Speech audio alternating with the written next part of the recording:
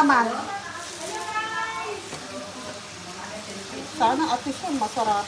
Kasi nagyan ba ito mo? Ang hugasan siya ng patis, be. Tapos mayroon ka naman eh. Wala ka na kanina. Peanut butter. Ah, hindi na. Yun lang.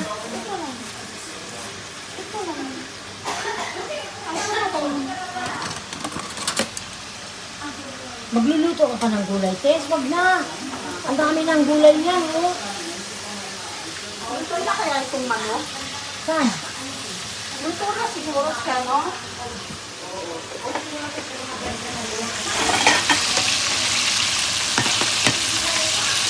Try mo isa.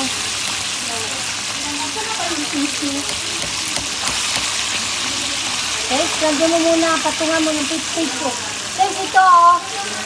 Tess, oh. Tingnan mo muna. Tusupin mo. Ang galing mo. Luto na yan. Ha? Ito na ako. Ako na, Tess. Pinapasin ka. Ah, ito lang? Doon, ano yun? Dapat sa gulay ko yun eh.